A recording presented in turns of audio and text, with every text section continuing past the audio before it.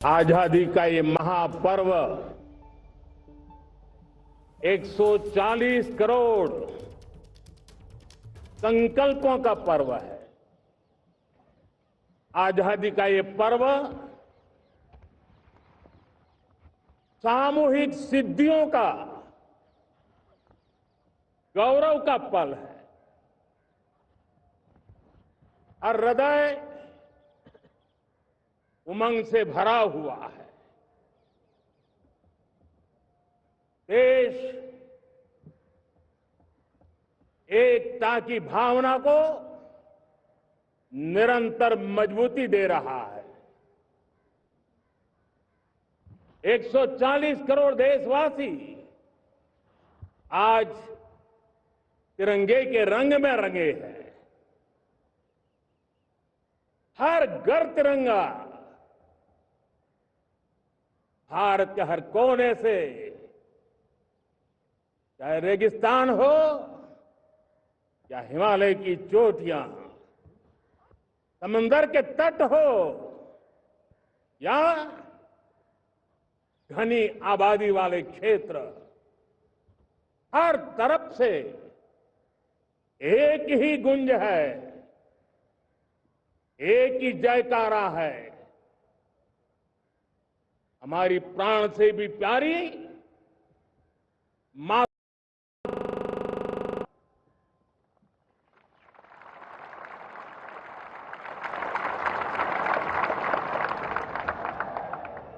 मेरे प्यारे देशवासियों, सन 47 में अनंत संभावनाओं के साथ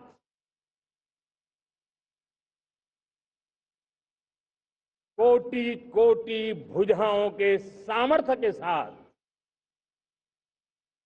हमारा देश आजाद हुआ।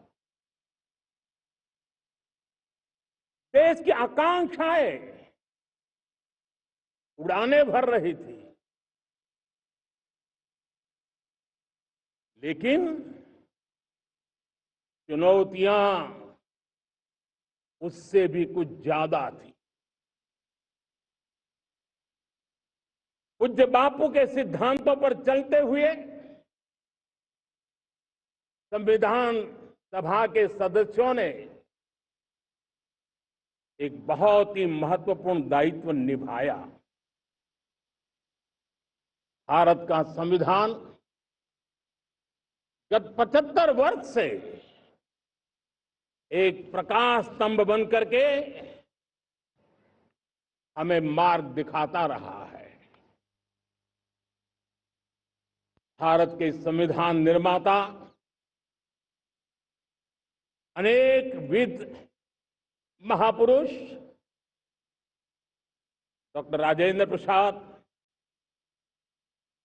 बाबा साहब आंबेडकर,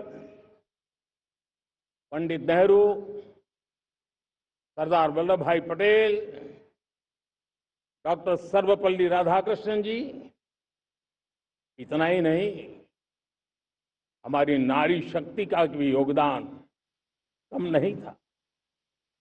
हंसा मेहता जी, दाक्षायणी, वेलायुधन जैसी विदुषियों ने भी भारत के संविधान को सशक्त करने में अपनी भूमिका निभाई थी।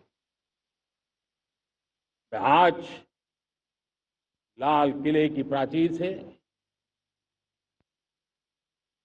देश का मार्गदर्शन करने वाले, देश को दिशा देने वाला संविधान के निर्माताओं को आदरपूर्वक नमन करता हूं।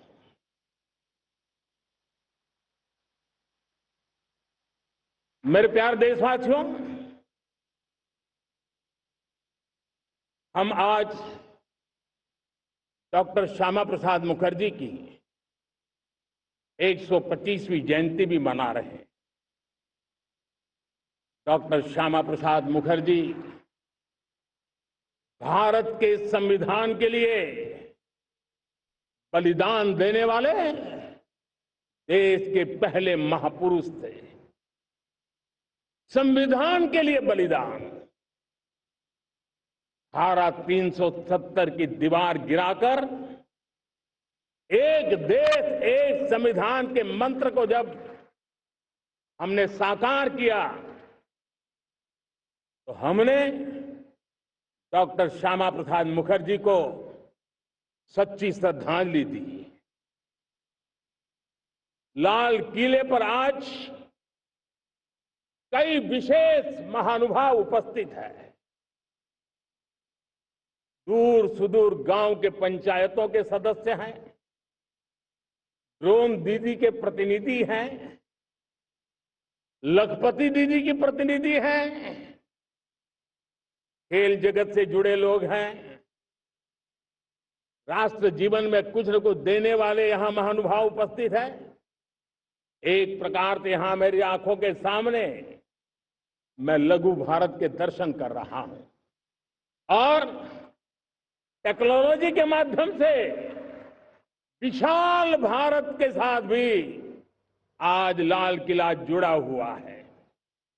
मैं आजादी के इस महापर्व पर देशवासियों का, विश्व भर में फैलाए हुए भारत प्रेमियों का, हमारे मित्रों का हृदय से बहुत बहुत अभिनंदन करता हूं। साथियों, प्रकृति हम सब की परीक्षा ले रही है। पिछले कुछ दिनों में प्राकृतिक आपदाएं, भूस्खलन, बादलों का फटना, न जाने कितनी कितनी आपदाएं हम झेल रहे हैं। पीड़ितों के साथ हमारी संवेदना है। राज्य सरकारें और केंद्र सरकार मिलकर के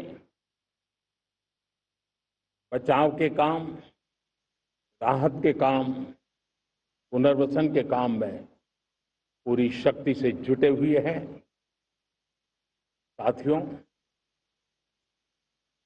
आज 15 अगस्त का एक विशेष महत्व भी मैं देख रहा। मुझे बहुत गर्व हो रहा है। आज मुझे लाल किले की प्राचीर से ऑपरेशन सिंदूर के वीर जाबाजों को सैल्यूट करने का अवसर मिला है।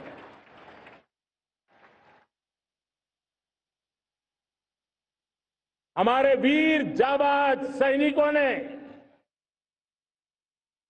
दुश्मनों को उनकी कल्पना से परे सजा दी है।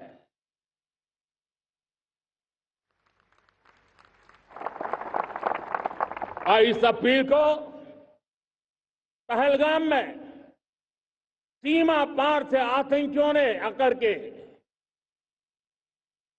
जिस प्रकार का कत्ले आम किया, धर्म पूछ करके लोगों को मारा गया। पत्नी के सामने पति को गोलियां दी, बच्चों के सामने अपने पिता को मौत के घाट उतार दिया गया। पूरा हिंदुस्तान आक्रोश से भरा हुआ था। पूरा विश्व भी इस प्रकार से संहार से चौंक गया था। मेरे प्यारे देशवासियों, ऑपरेशन सिंदूर उसी आक्रोश की अभिव्यक्ति है।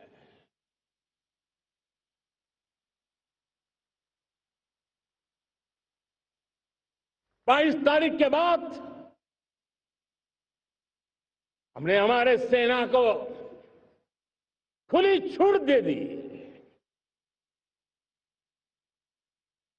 रणनीति वो तय करे, लक्ष्य वो तय करे,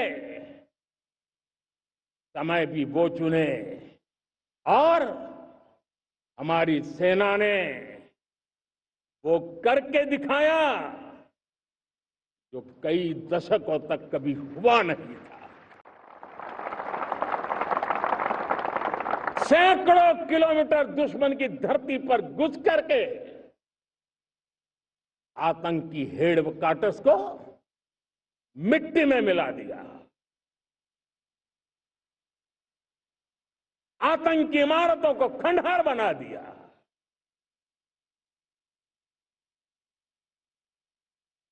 पाकिस्तान की नींद अभी भी उड़ी हुई है।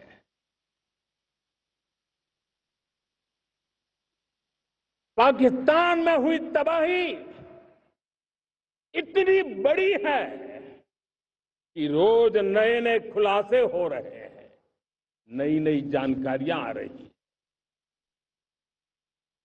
मेरे प्यारे देशवासियों,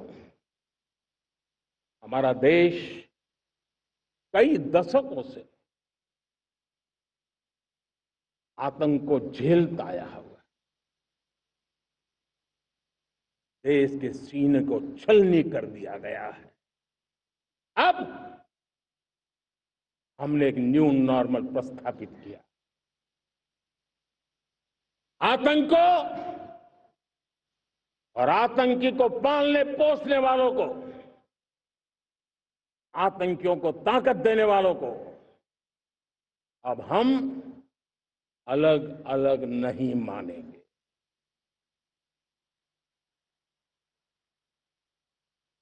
वो मानवता के समान दुश्मन है, उनके बीच कोई फर्क नहीं है।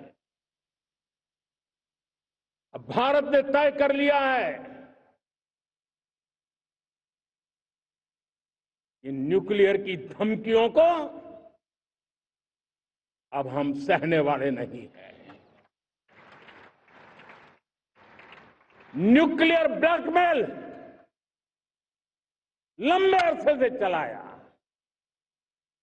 अब वो ब्लैकमेल नहीं सहा जाएगा।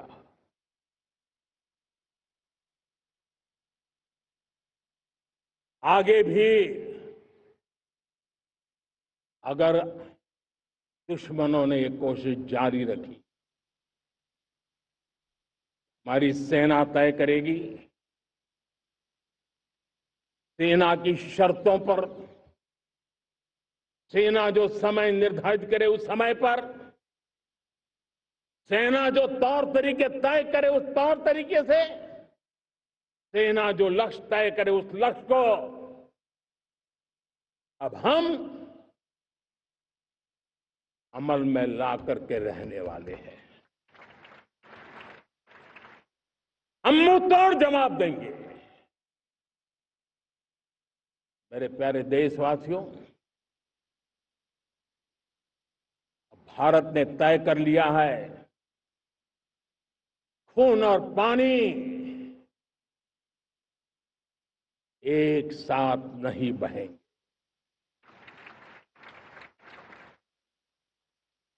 अब देशवासियों को भली भांति पता चला है कि सिंधु का समझौता कितना अन्यायपूर्ण है, कितना एक तरफा है। भारत से निकलती नदियों का पानी दुश्मनों के खेत को सींच रहा है और मेरे देश के किसान, मेरे देश की धरती पानी के बिना प्यासी है।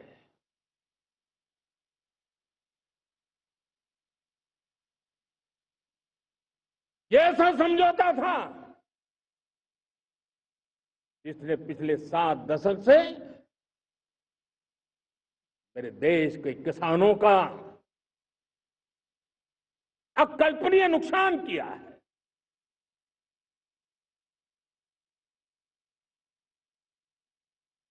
अब हिंदुस्तान के हक का जो पानी है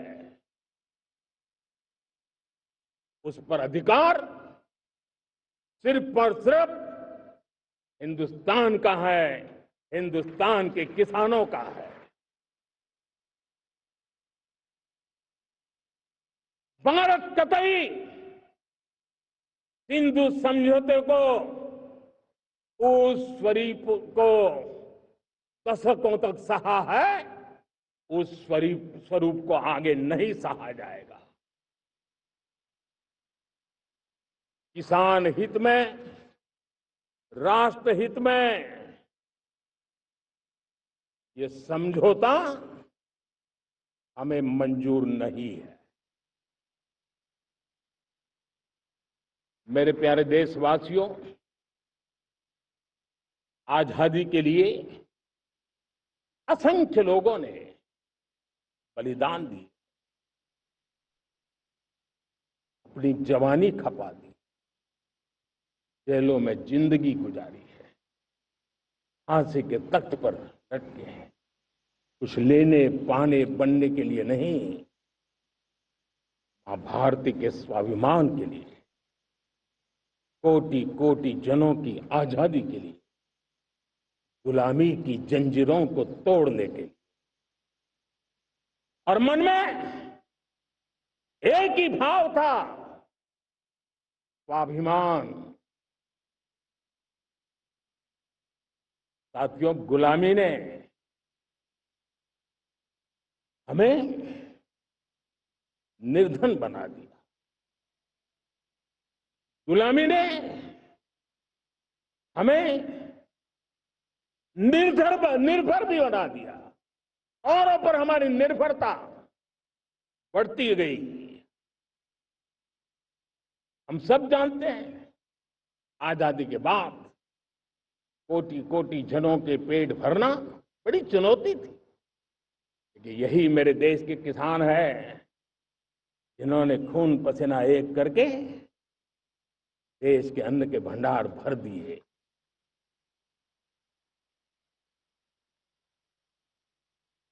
अनाज के संबंध में देश को आत्मनिर्भर बना दिया। एक राष्ट्र के लिए आत्मसम्मान की सबसे बड़ी कसौटी आज भी उसकी आत्मनिर्भरता है।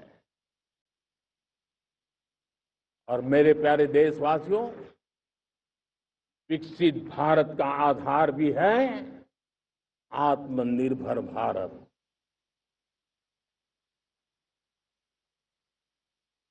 जो दूसरों पर ज्यादा निर्भर रहता है, उसकी आजादी पर उतना ही बड़ा प्रश्न चिन्ह लग जाता है। और दुर्भाग्य तो तब बन जाता है जब निर्भरता की आदत लग जाए, पता ही ना चले हम कब आत्मनिर्भरता छोड़ रहे हैं और कब किसी के निर्भर हो जाते हैं। ये आदत खतरे से खाली नहीं है और इसलिए प्रतिपल जागरूक रहना पड़ता है आत्मनिर्भर होने के लिए। और मेरे प्यारे देशवासियों, आत्मनिर्भरता का नाता सिर्फ आयात और निर्यात, रुपये, पैसे, पाउंड, डॉलर यहां तक सीमित नहीं है। इतना सीमित अर्थ उसका नहीं है। आत्मनिर्भरता का नाता हमारे सामर्थ्य से जुड़ा हुआ है। और जब आत्मनिर्भरता खत्म होने लगती है तो सामर्थ्य भी निरंतर क्षीण होता जाता है। और इसलिए हमारे सामर्थ्य को बचाए रखने, बनाए रखने और बढ़ाए रखने के लिए आत्मनिर्भर होना बहुत अनिवार्य है। साथियों, हमने ऑपरेशन सिंदूर में देखा है मेड इन इंडिया की कमाल क्या थी। दुश्मन को पता तक न चला कि कौन से शस्त्रास्त्र है, ये कौन सा सामर्थ्य है जो पलक भर में उनको नष्ट कर रहा है। सोचिए, अगर हम आत्मनिर्भर होते न होते तो क्या ऑपरेशन सिंदूर इतनी त्वरित गति से हम कर पाते? पता नहीं कौन सप्लाई देगा नहीं देगा, साजो सामान मिलेगा नहीं मिलेगा, इसी की चिंता बनी रहती। लेकिन हमें मेड इन इंडिया की शक्ति हमारे हाथ में थी, सेना के हाथ में थी इसलिए बिना चिंता, बिना रुकावट, बिना हिचकिचाहट हमारी सेना अपना पराक्रम करती रही। और ये पिछले 10 साल से लगातार डिफेंस के क्षेत्र में आत्मनिर्भरता पर हम एक मिशन लेकर के चले हैं, उसके नतीजे आज नजर आ रहे हैं। साथियों, मैं एक और विषय पर आपका ध्यान आकर्षित करना चाहता हूं। ये बात से कोई इनकार नहीं कर सकता कि 21वीं सदी टेक्नोलॉजी ड्रिवन सेंचुरी है। और जब टेक्नोलॉजी ड्रिवन है और इतिहास की तरफ नजर करें तो पता है, इतिहास गवाह है, जिन जिन देशों ने टेक्नोलॉजी में महारत हासिल की, वो देश विकास की ऊंचाइयों को पार कर गए, शिखर पर पहुंच गए। आर्थिक शक्ति नए पैमाने पर पहुंचती गई। हम जब टेक्नोलॉजी के अलग अलग आयामों की बात करते हैं तो मैं आपका ध्यान आकर्षित करता हूं सेमीकंडक्टर्स पे। उदाहरण के तौर पे बताता हूं, मैं यहां लाल किले से किसी सरकार की आलोचना करने के लिए खड़ा नहीं हुआ और नहीं मैं करना चाहता, लेकिन देश की युवा पीढ़ी को जानकारी होना भी उतना जरूरी है। हमारे देश में 50-60 साल पहले सेमीकंडक्टर को लेकर के फाइलें शुरू हुई। 50-60 साल पहले फैक्ट्री का विचार चालू हुआ। आप मेरे नौजवानों जानकर के हैरान हो जाएंगे, आज सेमीकंडक्टर जो पूरी दुनिया की एक ताकत बन गया है, 50-60 साल पहले वो विचार, वो फाइलें अटक गई, लटक गई, अटक गई। सेमीकंडक्टर के विचार की ही भ्रूण हत्या हो गई। 50-60 साल गवा दी। हमारे बाद कई देश सेमीकंडक्टर में आज महारत हासिल करके दुनिया में अपनी ताकत को प्रस्थापित कर रहे हैं। साथियों, आज हमने उस बोझ से मुक्त होकर के मिशन मोड में सेमीकंडक्टर के काम को आगे बढ़ा है। 6 अलग अलग सेमीकंडक्टर के यूनिट्स जमीन पर उतर रहे हैं। 4 नए यूनिट्स को हमने ऑलरेडी हरी झंडी दिखा दी है, ग्रीन सिग्नल दे दिया है। और देशवासियों और मेरे खास करके नौजवानों और विश्व भर में भारत की टेक्नोलॉजी की ताकत को समझने वाले लोगों को भी कहना चाहूंगा, इसी वर्ष के अंत तक मेड इन इंडिया, भारत की बनी हुई, भारत में बनी हुई, भारत के लोगों द्वारा बनी हुई मेड इन इंडिया चिप्स बाजार में आ जाएगी।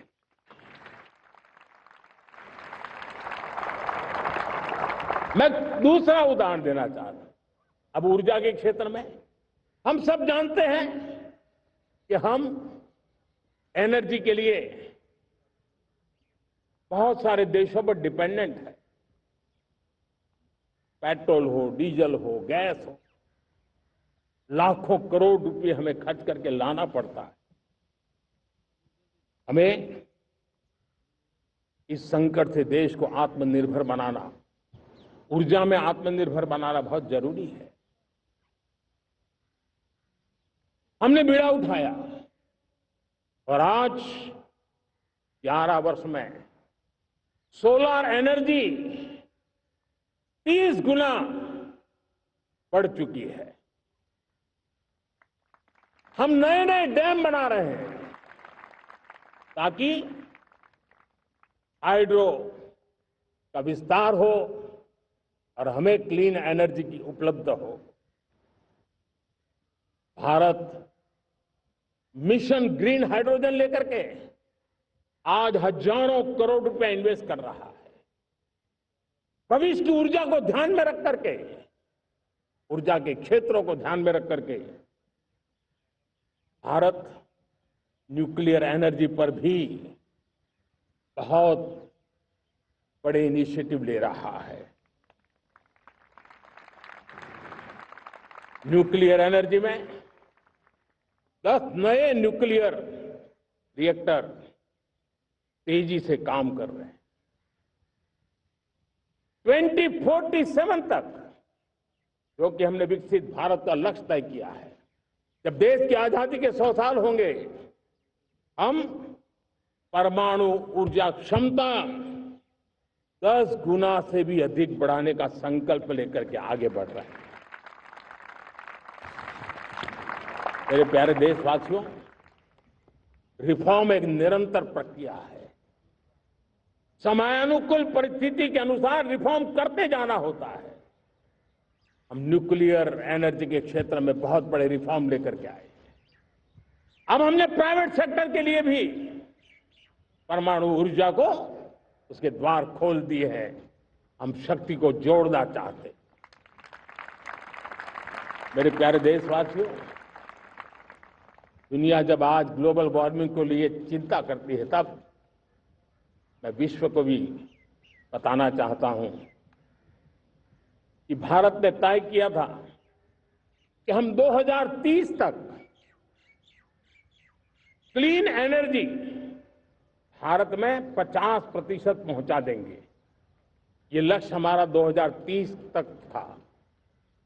मेरे देशवासियों का सामर्थ्य देखिए, मेरे देशवासियों की संकल्प शक्ति देखिए, मेरे देशवासियों को विकसित भारत बनाने का संकल्प को पूर्ण करने के लिए उनकी दौड़ देखिए। हमने जो लक्ष्य 2030 में तय किया था, वो 50% क्लीन एनर्जी का लक्ष्य 2025 में हमने कर लिया। 5 साल पहले हमने अचीव कर लिया, क्योंकि विश्व के प्रति भी हम उतने ही संवेदनशील हैं, प्रकृति के प्रति भी उतने ही हम जिम्मेवार लोग हैं। मेरे प्यारे देशवासियों, बजट का बहुत बड़ा हिस्सा ये पेट्रोल, डीजल, गैस, इन सबको लाने के लिए खर्च होता था। लाखों करोड़ रुपए चले जाते थे। अगर हम ऊर्जा में डिपेंडेंट न होते, तो वो धन मेरे देश के नौजवानों के भविष्य के लिए काम आता। वो धन मेरे देश के गरीबों को गरीबी के खिलाफ लड़ाई लड़ने में काम आता। वो धन मेरे देश के किसानों के कल्याण में काम आता। वो धन मेरे देश के गांव की परिस्थिति को पलटने के लिए काम आता। लेकिन हमें विदेशों को देना पड़ रहा है। अब हम आत्मनिर्भर बनने की दिशा में काम कर रहे हैं। देश को विकसित बनाने के लिए हम अब समुद्र मंथन की तरफ भी जा रहे हैं। हमारे समुद्र के मंथन को आगे बढ़ाते हुए हम समुद्र के भीतर के तेल के भंडार, गैस के भंडार, उसको खोजने की दिशा में एक मिशन मोड में काम करना चाहते हैं। और इसलिए भारत ने national deep water exploration mission शुरू करने जा रहा है। ये ऊर्जा इंडिपेंडेंट बनने के लिए ये हमारी महत्वपूर्ण घोषणा है। मेरे प्यारे देशवासियों, आज पूरा विश्व क्रिटिकल मिनरल को लेकर के बहुत ही सतर्क हो गया है। उसके सामर्थ्य को लोग भली भांति समझने लगे हैं। कल तक जिस तरफ ज्यादा ध्यान नहीं था, वो आज सेंटर स्टेज पे है। हमारे लिए भी क्रिटिकल मिनरल्स में आत्मनिर्भरता बहुत अनिवार्य है। एनर्जी का सेक्टर हो, इंडस्ट्री का सेक्टर हो, रक्षा क्षेत्र हो, टेक्नोलॉजी के हर क्षेत्र हो, आज क्रिटिकल मिनरल्स की टेक्नोलॉजी के अंदर बहुत अहम भूमिका है और इसलिए नेशनल क्रिटिकल मिशन हमने लॉन्च किया है। 1200 से अधिक स्थानों पर खोज का अभियान चल रहा है और हम क्रिटिकल मिनरल में भी आत्मनिर्भर बनने की दिशा में आगे बढ़ रहे हैं। मेरे प्यारे देशवासियों, स्पेस सेक्टर का कमाल तो हर देशवासी देख रहा, गर्व से भर जा रहा और हमारे group captain Shubhanshu Shukla space station से लौट चुके हैं और आने वाले कुछ दिनों में वो भारत भी आ रहे हैं। हम स्पेस में भी अपने दम पर आत्मनिर्भर भारत गगनयान की तैयारी कर रहे हैं। हम अपने बलबूते पर हमारा अपना स्पेस स्टेशन बनाने की दिशा में हम काम कर रहे हैं और पिछले दिनों स्पेस में जो रिफॉर्म किए गए, मुझे बहुत गर्व होगा। मेरे देश के 300 से ज्यादा स्टार्टअप्स आप सिर्फ और सिर्फ स्पेस सेक्टर में काम कर रहे हैं और उन 300 स्टार्टअप में हजारों नौजवान पूरे सामर्थ्य के साथ जुटे हैं। ये है मेरे देश के नौजवानों की ताकत और ये है हमारे देश के नौजवानों के प्रति विश्वास। मेरे प्यारे देशवासियों, 140 करोड़ भारतवासी 2047 में जब आजादी के 100 साल होंगे, विकसित भारत के संकल्प को परिपूर्ण करने के लिए पूरी ताकत से जुटे हैं। इस संकल्प की पूर्ति के लिए भारत आज हर सेक्टर में आधुनिक इकोसिस्टम तैयार कर रहा है और आधुनिक इकोसिस्टम हर क्षेत्र में हमारे देश को आत्मनिर्भर बनाएगा। आज मेरा लाल किले की प्राचीर से मेरे देश के युवा वैज्ञानिकों को, मेरे टैलेंटेड यूथ को, मेरे इंजीनियर्स को और प्रोफेशनल्स को और सरकार के हर विभागों को भी मेरा आह्वान है, क्या हमारा अपना made in India fighter jets के लिए जेट इंजन हमारा होना चाहिए कि नहीं होना चाहिए?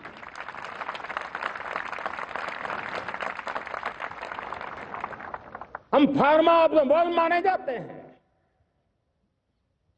वैक्सीन में हम नए नए विक्रम स्थापित करते हैं, लेकिन क्या समय की मांग नहीं है हम रिसर्च और डेवलपमेंट में और ताकत लगाएं?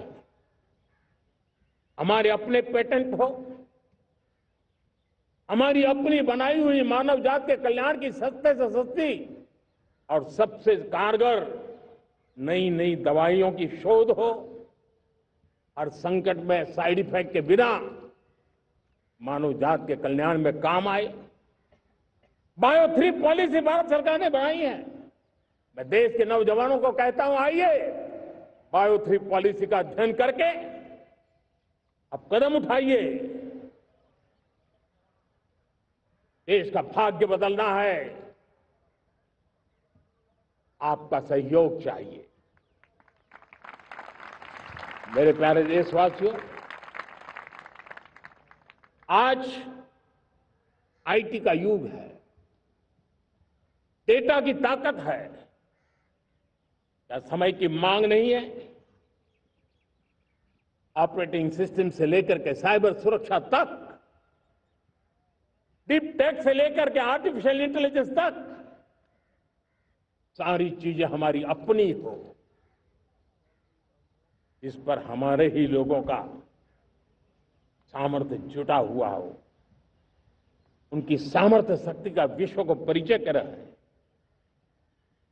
साथियों, आज दुनिया में सोशल मीडिया कहो, बाकी प्लेटफॉर्म कहो,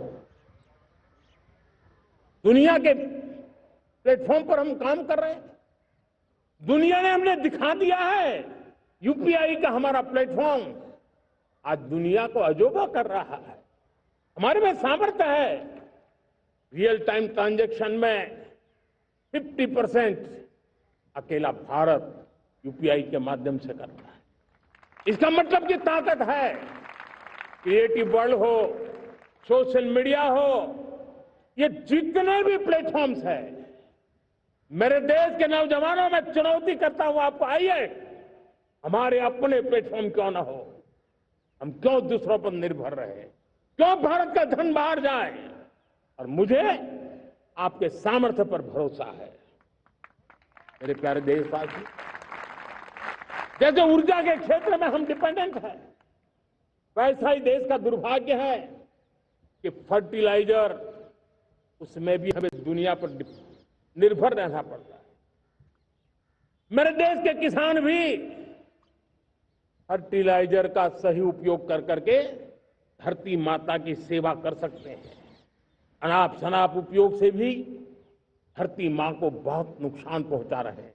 लेकिन साथ साथ मैं देश के नौजवानों को कहना चाहता हूं, देश के उद्योग जगत को कहना चाहता हूं, देश के प्राइवेट सेक्टर को कहना चाहता हूं, आइए हम फर्टिलाइजर के भंडार भर दें, हम नए नए तौर तरीके खोजें और भारत की आवश्यकता के अनुसार हम अपना फर्टिलाइजर तैयार करें।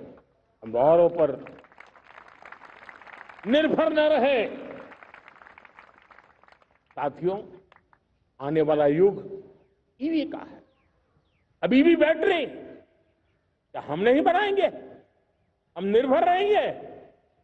सोलर पैनल की बात हो, इलेक्ट्रिक व्हीकल्स के लिए जिन जिन चीजों की आवश्यकताएं हैं वो हमारी अपनी होनी चाहिए। साथियों, मैं ये इसलिए कहने की हिम्मत करता हूं, क्यों? क्योंकि मुझे देश के नौजवानों के सामर्थ्य पर भरोसा है। और भरोसा सिर्फ वो मेरे देश के नौजवान है इतने मात्र से नहीं है। कोविड के समय हम बहुत सारी चीजों पर निर्भर थे। तो मेरे देश के नौजवानों को कहा गया कि वैक्सीन हमारी अपनी चाहिए, देश ने करके दिखाया। कोविन प्लेटफॉर्म हमारा अपना होना चाहिए, देश ने करके दिखाया। करोड़ों करोड़ों लोगों की जिंदगी बचाने का काम हमने किया है। वही स्पिरिट, वही जज्बा हमें जीवन के हर क्षेत्र में आत्मनिर्भर बनने के लिए अपना सब कुछ देना है। अपना जो बेस्ट है वो हमें दे करके रहना है। साथियों, पिछले 11 साल में एंटरप्रेन्योरशिप, उद्यमशीलता को बहुत बड़ी ताकत मिली। आज लाखों स्टार्टअप्स टियर 2, टियर 3 सिटी में देश की अर्थशक्ति को, देश के इनोवेशन को ताकत दे रहे हैं। उसी प्रकार से मुद्रा योजना से हमारे देश के करोड़ों नौजवान, उसमें भी हमारी बेटियां, करोड़ों करोड़ों लोग मुद्रा से लोन लेकर के अपना खुद का कारोबार कर रहे हैं।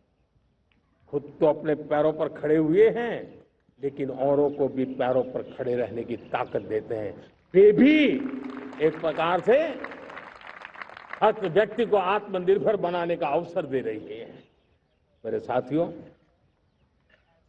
विमेन सेल्फ हेल्प ग्रुप, किसी का ध्यान नहीं था। पिछले 10 साल में विमेन सेल्फ हेल्प ग्रुप ने कमाल करके दिखाया। आज उनके प्रोडक्ट दुनिया के बाजार में जाने लगे हैं। लाखों करोड़ों का कारोबार हमारे विमेन सेल्फ हेल्प ग्रुप करते हैं। मैंने एक बार मन की बात में खिलौने की बात कही थी। हम करोड़ों करोड़ रुपए के खिलौने विदेश से लाते थे। मैंने ऐसे ही मन की बात पे कहा, करे मेरे देश के नौजवानों, ऐसा भी करें इन्हें क्या, किलो भी मार देंगे। और आज मैं गर्व से कहता हूं कि मेरा देश खिलौने एक्सपोर्ट करने लग गया है। यानी देश के सामर्थ्य को हर प्रकार के अवसर मिले, हर रुकावटों से मुक्ति मिले, उसको सर्वाधिक करने के लिए प्रेरित किया जाए, देश कर सकता है। मैं देश के युवाओं से कहता हूं, आइए आप इनोवेटिव आइडियाज लेकर के, आपके आइडियाज को मरने मत देना दोस्तों। आज का आपका आइडिया हो सकता है आने वाली पीढ़ी का भविष्य बना सकता है। मैं आपके साथ खड़ा हूं, मैं आपके लिए काम करने के लिए तैयार हूं, आपका साथी बन के काम करना तैयार हूं। आप आइए, हिम्मत जुटाइए, इनिशिएटिव लीजिए। जो युवा मैन्युफैक्चरिंग के बारे में सोचते हैं, आइए आगे बढ़िए। सरकार के नियमों में बदलाव करना है, मुझे बताइए। अब देश रुकना नहीं चाहता है, 2047 दूर नहीं है, एक एक पल की कीमत है, और हम एक भी पल गंवाना नहीं चाहते दोस्तों।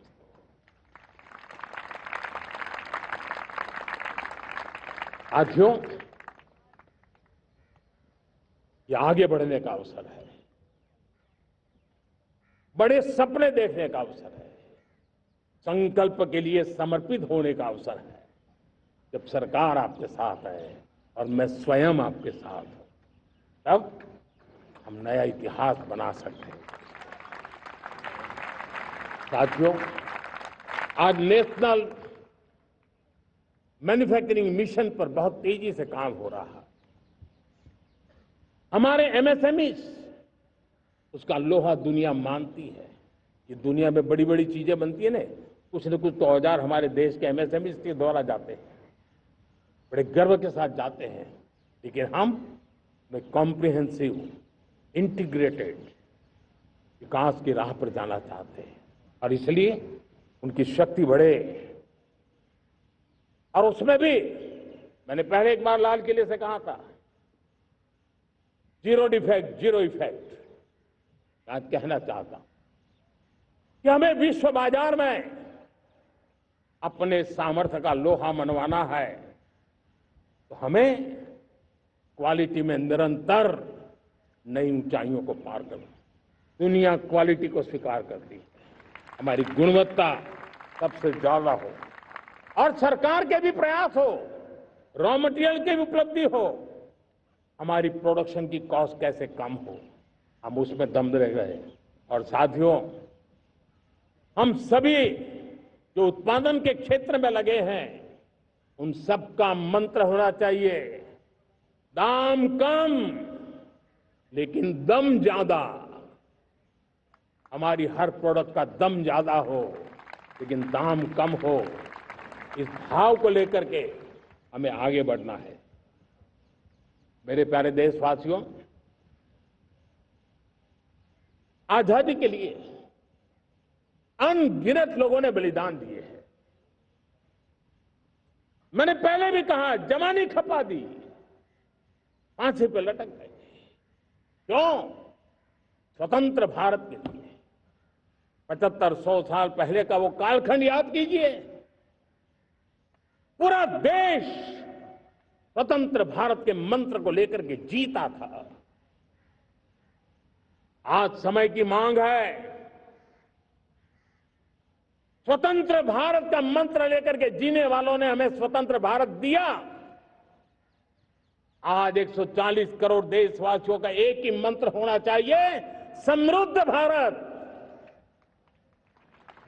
अगर कोटि कोटि लोगों के बलिदान से स्वतंत्र भारत हो सकता है, तो कोटि कोटि लोगों के संकल्प से, पुरुषार्थ से, आत्मनिर्भर बनने से, वोकल फॉर लोकल की बात करने से, स्वदेशी का मंत्र को जापने से समृद्ध भारत भी बन सकता है। वो पीढ़ी स्वतंत्र भारत के लिए खप गई थी, ये पीढ़ी समृद्ध भारत के लिए नए कदम उठाए, यही समय की मांग है। और इसलिए मैं आज बार बार आग्रह करता हूं और मैं देश के सभी इन्फ्लुएंसर्स को कहना चाहता हूं, इस मंत्र को आगे बढ़ाने में मेरी मदद कीजिए। मैं सभी राजनीतिक दलों को, राजनेताओं को सबसे कहता हूं कि आइए, ये किसी राजनीतिक दल का एजेंडा नहीं है, भारत हम सबका है। हम मिलकर के वोकल फॉर लोकल उस मंत्र को हर नागरिक के जीवन का मंत्र बनाएं। भारत में बनी हुई, भारत के नागरिकों के पसीने से बनी हुई वो चीजें जिसमें भारत की मिट्टी की महक हो और जो भारत के आत्मनिर्भर के संकल्प को ताकत देता हो, हम उसी को खरीदेंगे, हम उसी का उपयोग करेंगे। हम उस दिशा में आगे आए, यह हमारा सामूहिक संकल्प हो। देखते ही देखते हम दुनिया बदल देंगे दोस्तों। मैं आज हर छोटे मोटे व्यापारी को, दुकानदार से आग्रह करना चाहता हूं, आपकी भी जिम्मेवारी है। हम छोटे थे, हमने कभी बाजार में देखा नहीं था कि शुद्ध घी की दुकान, ऐसे ही लिखा जाता था घी की दुकान। लेकिन समय रहते लोग लिखने लगे शुद्ध घी की दुकान। मैं चाहता हूं देश में ऐसे व्यापारी आगे आए, ऐसे दुकानदार आए कि यहां स्वदेशी माल बिकता है, वो बोर्ड लगा रहे। हम स्वदेशी का गर्व करने लगे। हम स्वदेशी मजबूरी में नहीं, मजबूती के साथ उपयोग करेंगे, मजबूती के लिए उपयोग करेंगे और जरूरत पड़ी तो औरों को मजबूर करने के लिए उपयोग करेंगे। ये हमारी ताकत होनी चाहिए, ये हमारा मंत्र होना चाहिए। मेरे प्यारे देशवासियों,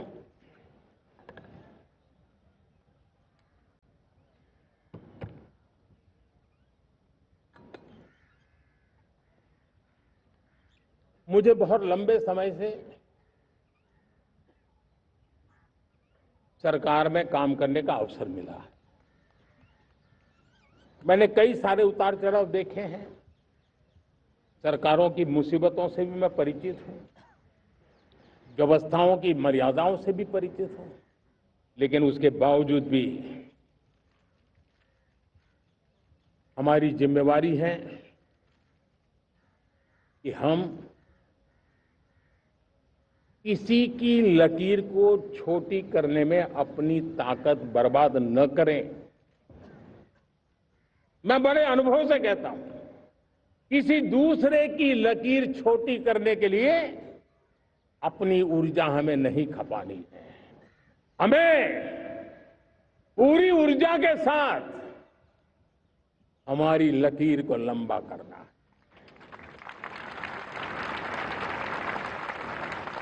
हम अगर अपनी लकीर लंबी करते हैं तो दुनिया भी हमारा लोहा मानेगी। आज जब वैश्विक परिस्थितियों में आर्थिक स्वार्थ दिनों दिन बढ़ रहा है, तब समय की मांग है कि हम उन संकटों के रोते बैठने की जरूरत नहीं है। हिम्मत के साथ हम अपनी लकीर को लंबी करें। और मैं 25 साल के शासन के अनुभव से कह सकता हूं, अगर ये रास्ता हमने चुन लिया, हर किसी ने चुन लिया, तो फिर कोई स्वार्थ हमें अपनी चंगुल में नहीं फंसा सकता है। मेरे प्यारे देशवासियों, बीता दशक रिफॉर्म, परफॉर्म, ट्रांसफॉर्म कर रहा है। लेकिन अब हमें और नई ताकत से जुड़ना है। पिछले दिनों हमने कई रिफॉर्म्स किए। एफडीआई हो, इंश्योरेंस कंपनी की बात हो, विश्व की यूनिवर्सिटीज को भारत के अंदर स्थान देने की बात हो, कई रिफॉर्म्स किए हैं।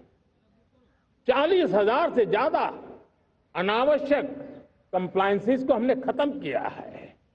इतना ही नहीं, 1500 से अधिक पुराने कानून जो बाबा आदम के जमाने के थे, उन सबको हमने खत्म कर दिया है। हमने दर्जनों कानूनों को सरल करने के लिए संसद में जाकर के जनता के हितों को सर्वोपरि रख करके बदलाव किए हैं। इस बार भी हो हल्ला के बीच लोगों तक बात पहुंची नहीं होगी, लेकिन एक बहुत बड़ा रिफॉर्म इनकम टैक्स एक्ट में हुआ है। करीब 280 से ज्यादा धाराएं हमने समाप्त करने का निर्णय किया है। और साथियों, सिर्फ आर्थिक मोर्चे पर ही रिफॉर्म नहीं, हमने नागरिक के जीवन को भी आसान बनाने के लिए रिफॉर्म किए। इनकम टैक्स रिफंड की बात हो, रिफॉर्म का परिणाम है। फेसलेस असेसमेंट की बात हो, रिफॉर्म का परिणाम है। 12 लाख तक आज इनकम टैक्स से मुक्ति दे देना, देश का जो भविष्य बनाने में उत्सुक है, ऐसा मेरा मध्यम वर्ग का परिवार आज पुलाने ही समा रहा है। कभी किसी ने सोचा नहीं था कि 12 लाख रुपए तक का इनकम टैक्स पर जीरो कर दिया जाएगा। आज कर लिया है। जब देश का सामर्थ्य बढ़ता है तो देशवासियों को लाभ मिलता है। अंग्रेजों के जमाने से दंड संहिता में हम दबे पड़े थे। दंड का भय दिखा करके जीवन चल रहा था। 75 साल आजादी के ऐसे ही गए। हमने दंड संहिता को खत्म कर दिया, न्याय संहिता को ले आए हैं। न्याय संहिता में भारत के नागरिक के प्रति विश्वास का भाव है। भारत के नागरिक के अंदर अपनेपन का भाव है, संवेदनशीलताओं से भरा हुआ है। हमने रिफॉर्म की यात्रा को तेज करने के लिए बीड़ा उठाया। हम बहुत तेजी से आगे बढ़ना चाहते हैं। मैं चाहता हूं देशवासियों, देश के लिए कर रहा हूं, मैं मेरे लिए नहीं कर रहा हूं, किसी का बुरा करने के लिए नहीं कर रहा हूं। मेरे राजनीतिक दल, मेरे प्रतिस्पर्धी साथी भी देश की इस उज्जवल भविष्य के लिए आगे आए, हमारा साथ दें। स्ट्रक्चरल रिफॉर्म्स की बात हो, रेगुलेटरी रिफॉर्म्स की बात हो, पॉलिसी रिफॉर्म की चर्चा हो, प्रोसेस रिफॉर्म की चर्चा हो, प्रोसीड्यूरल रिफॉर्म्स करने की जरूरत हो, हर प्रकार के रिफॉर्म्स ये आज हमने मकसद बना करके चले हैं। और मेरे प्यारे देशवासियों, नेक्स्ट जनरेशन रिफॉर्म्स के लिए हमें एक टास्क फोर्स गठित करने का निर्णय किया है। ये टास्क फोर्स समय सीमा में इस काम को पूरा करे। वर्तमान नियम, कानून, नीतियां, रीतियां 21वीं सदी के अनुकूल, वैश्विक वातावरण में अनुकूल और भारत को 2047 में विकसित राष्ट्र बनाने के संदर्भ में नए सिरे से तैयार हो और उसका समय सीमा में अपना कार्य पूरा करने के लिए इस टास्क फोर्स की रचना की है। साथियों, ये रिफॉर्म के कारण जो नए लोग अपना भविष्य बनाने चाहते हैं उनको तो हिम्मत मिलेगी। हमारे स्टार्टअप्स हो, हमारे लघु उद्योग हो, हमारे गृह उद्योग हो, उन लोग उद्यमियों को उनकी कंप्लायंस कॉस्ट बहुत कम हो जाएगी और उसके कारण उनको एक नई ताकत मिलेगी। जो एक्सपोर्ट की दुनिया में उनको लॉजिस्टिक सपोर्ट के कारण, व्यवस्थाओं में बदलाव के कारण उनको एक बहुत बड़ी ताकत मिलेगी। साथियों, ऐसे ऐसे कानून है हमारे देश में, छोटी छोटी चीजों के लिए जेल में डालने के कानून है। आप हैरान हो जाएंगे, किसी ने नजर नहीं डाली। मैं पीछे लगा हूं, ये मेरे देश के नागरिकों को जेल में बंद करने वाले जो अनावश्यक कानून है वो खत्म होने चाहिए। हम संसद में पहले भी बिल लाए थे, इस बार भी लेके आए हैं। साथियों, इस दिवाली में आपकी डबल दिवाली का काम मैं करने वाला हूं। इस दिवाली में आपको एक बहुत बड़ा तोहफा देशवासियों को मिलने वाला है। पिछले 8 साल से हमने जीएसटी का बहुत बड़ा रिफॉर्म किया। पूरे देश में टैक्स के बर्डन को कम किया, टैक्स की व्यवस्थाओं को सरल किया और 8 साल के बाद समय की मांग है कि हम एक बार उसको रिव्यू करें। हमने एक हाई पावर कमेटी को बिठा करके रिव्यू शुरू किया, राज्यों से भी विचार विमर्श किया और मेरे प्यारे देशवासियों, हम नेक्स्ट जनरेशन जीएसटी रिफॉर्म्स लेकर के आ रहे हैं। ये दिवाली के अंदर आपके लिए तोहफा बन जाएंगे। सामान्य मानवीय की जरूरतों के टैक्स भारी मात्रा में कम कर दिए जाएंगे। बहुत बड़ी सुविधा बढ़ेगी। हमारे एमएसएमई, हमारे लघु उद्यमी, इनको बहुत बड़ा लाभ मिलेगा।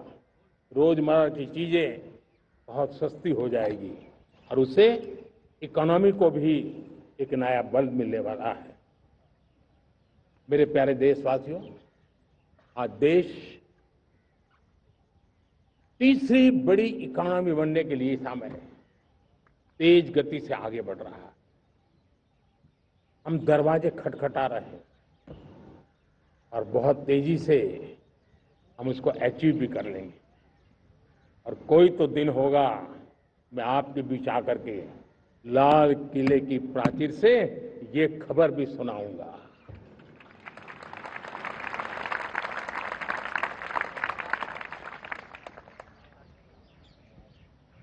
आज भारत की अर्थव्यवस्था और आर्थिक स्थिति को लेकर पूरी दुनिया आश्वस्त है।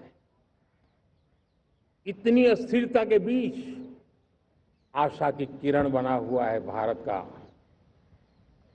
फाइनेंशियल डिसिप्लिन, भारत की फाइनेंस की ऊर्जा। संकट के घेरे में जब अर्थव्यवस्था पड़ी हुई है, तब भारत ही उसे बाहर निकलेगा, ये भरोसा दुनिया में पनपा है। आज इन्फ्लेशन कंट्रोल में है, फॉरेन एक्सचेंज रिजर्व हमारे बहुत मजबूत है, हमारे मैक्रो इकोनॉमिक इंडिकेटर्स बहुत मजबूत है। ग्लोबल रेटिंग एजेंसी भी लगातार भारत की सराहना करती हैं, भारत की अर्थव्यवस्था पर ज्यादा से ज्यादा विश्वास व्यक्त कर रही है। ये बढ़ती हुई अर्थव्यवस्था का लाभ मेरे देश के गरीबों को मिले, मेरे देश के किसानों को मिले, मेरे देश की नारी शक्ति को मिले, मेरे देश के मध्यम वर्ग को मिले, मेरे देश की विकास धारा को ताकत देने वाला बने। उस दिशा में हम नए नए प्रयास करें। आज युवाओं के लिए नए नए सेक्टर में हमारे नौजवानों के लिए अवसर बन रहे हैं। स्किल डेवलपमेंट, स्वरोजगार, बड़ी बड़ी कंपनियों में इंटर्नशिप, इस पर एक बहुत बड़े स्तर पर अभियान चल रहा है। और इसलिए देश के नौजवानों, आज मैं आपके लिए भी एक खुश खबर लेकर के आया। मेरे देश के नौजवानों के लिए आया। आज 15 अगस्त है। आज 15 अगस्त के ही दिन मेरे देश के युवाओं के लिए 1 लाख करोड़ रुपए की योजना हम चालू कर रहे हैं, लागू कर रहे हैं। आज से प्रधानमंत्री विकसित भारत रोजगार योजना आज ही 15 अगस्त को लागू हो रही है। ये आपके लिए बहुत खुशखबरी है। इस योजना के तहत निजी क्षेत्र में पहली नौकरी पाने वाले नौजवान को, बेटे बेटी को 15,000 रुपया सरकार की तरफ से दिए जाएंगे। कंपनियों को भी नए रोजगार देने के अवसर जो भी ज्यादा जुटाएगा उनको भी प्रोत्साहन राशि दी जाएगी। प्रधानमंत्री विकसित भारत रोजगार योजना करीब करीब 3.5 करोड़ नौजवानों को रोजगार के नए अवसर बनाएगी। मैं सभी नौजवानों को इसके लिए बहुत बहुत बधाई देता हूं। मेरे प्यारे देशवासियों, आज भारत में नारी शक्ति का लोहा हर कोई मानने लगा। बढ़ती इकोनॉमी की लाभार्थी हमारी नारी है, लेकिन बढ़ती इकोनॉमी को गति देने में भी हमारी नारी का बहुत बड़ा योगदान भी, हमारी मातृशक्ति का योगदान है, हमारी स्त्री शक्ति का योगदान है। स्टार्टअप से लेकर स्पेस सेक्टर तक हमारी बेटियां छाई हुई हैं, खेल के मैदान में छाई हुई हैं, फौज में चमक रही है। आज गर्व के साथ नारी कंधे से कंधा मिलाकर के देश की विकास यात्रा में भागीदार हो रही। देश गर्व से भर गया जब एनडीए की विमेन कैडेट्स उनका पहला पास आउट हुआ था। पूरा देश गर्व से भर गया था। सारे टीवी चैनल उसी के पीछे लगे हुए थे। कितने बड़े गौरव की पल थी। Self help group, 10 crore self help group की बहनें क्या कमाल कर रही है। नमो ड्रोन दीदी नारी शक्ति की एक नई पहचान बनी। गांव में मुझे एक बहन मिली, वो कहती मुझे अब तो गांव वाले पायलट कह करके बुलाते हैं। बड़े गर्व से कह रहे थे। ज्यादा पढ़ी लिखी नहीं थी, लेकिन उसका रतबा पैदा हुआ है। साथियों, हमने 3 करोड़ महिलाओं को लखपति दीदी बनाने का संकल्प लिया था। 3 करोड़। और मुझे आज संतोष है कि हम तेज गति से काम कर रहे हैं। समय से पहले 3 करोड़ का लक्ष्य पार कर लेंगे। और आज मैं खुशी से देश को बताना चाहता हूं कि मेरे नारी शक्ति का सामर्थ्य देखिए। देखते ही देखते 2 करोड़ महिलाएं लखपति दीदी बन चुकी है। आज कुछ लखपति दीदी हमारे सामने बैठी है। ये है मेरे सामर्थ्य। और मेरा विश्वास है दोस्तों, भारत की विकास यात्रा में उनकी भागीदारी बढ़ने वाली। मेरे प्यारे देशवासियों, मेरे देश के किसानों का भारत की अर्थव्यवस्था में बहुत बड़ा योगदान है। भारत के किसानों की मेहनत रंग ला रही है। पिछले साल अनाज के उत्पादन में मेरे देश के किसानों ने के पुराने सारे विक्रम तोड़ दिए। ये सामर्थ्य है मेरे देश का। उतनी ही जमीन, लेकिन व्यवस्थाएं बदली, पानी पहुंचने लगा, अच्छे सीड्स मिलने लगे, किसानों को अच्छी सुविधाएं मिलने लगी, तो वो अपना सामर्थ्य देश के लिए बढ़ा रहा। आज भारत दूध, दाल, जूट जैसे उत्पादन में नंबर 1 है दुनिया में। आज दुनिया का दूसरा सबसे बड़ा फिश प्रोड्यूसर। मेरे मछुआरा भाई बहनों की ताकत देखिए। फिश प्रोड्यूसर में दुनिया में हम दूसरे नंबर पर पहुंच चुके हैं। आज भारत चावल, गेहूं, फल और सब्जी के उत्पादन में भी दुनिया में दूसरे नंबर पर पहुंच चुका है। साथियों, आपको खुशी होगी, मेरे देश के किसान जो पैदावार देते हैं, आज वो उत्पादन दुनिया के बाजार में पहुंच रहा है। 4 लाख करोड़ रुपया एग्रो प्रोडक्ट का एक्सपोर्ट हुआ है। ये मेरे देश के किसानों ने हमें ताकत दिखाई है। हम छोटे किसान हो, पशुपालक हो, मछुआरे हो, देश के विकास की अनेक योजनाओं का लाभ आज हम उन तक पहुंचा रहे हैं। पीएम किसान सम्मान निधि हो, रेन वाटर हार्वेस्टिंग हो, सिंचाई की योजनाएं हो, क्वालिटी सीड्स हो, फर्टिलाइजर की आवश्यकता हो, हर क्षेत्र में आज और किसान को एक भरोसा हो गया है फसल बीमा का, वो साहसिक बना रहा है, उसका परिणाम भी देश को मिल रहा है। जो पहले कल्पना की बात थी आज हकीकत बन गई है।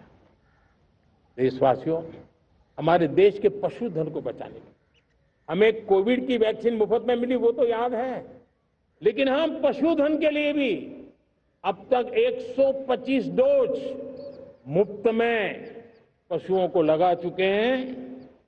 फूट एंड माउथ डिसीज से मुक्ति पाने के लिए, जो हमारा यहाँ उत्तर भारत में उसे खुरपका मुंहपका बीमारी कहते हैं, उसे बचाने के लिए 125 करोड़ डोज हम लगा चुके हैं और मुफ्त में लगा चुके हैं। हम खेती के मामले में देश के वो जिले जहां के किसान औरों से पीछे रह गए, किसी न किसी कारण से 100 जिले ऐसे हैं जहां अपेक्षाकृत कम खेती है, और इसलिए हमने 100 जिले आइडेंटिफाई किए हैं पूरे देश में से, और वहां के किसानों को एम्पावर करना, किसानों को शक्ति देना, किसानों को मदद करने का एक अभियान चलाया है। और इसके लिए पीएम धन धान्य कृषि योजना का आरंभ किया है। पीएम धन धान्य कृषि योजना वो देश के 100 जिले जहां थोड़ी सी भी मदद कर देंगे तो वहां का किसान भी भारत के अन्य किसानों की बराबरी कर देगा।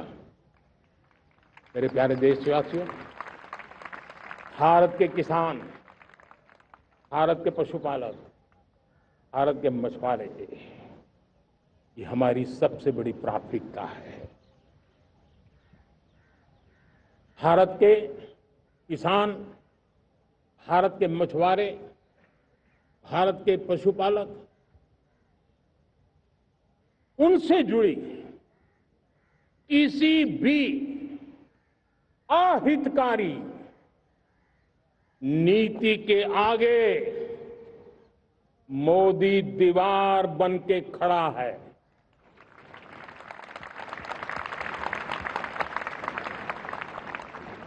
भारत अपने किसानों, अपने पशुपालकों, अपने मछुआरों के संबंध में कभी भी कोई समझौता नहीं स्वीकार करेगा।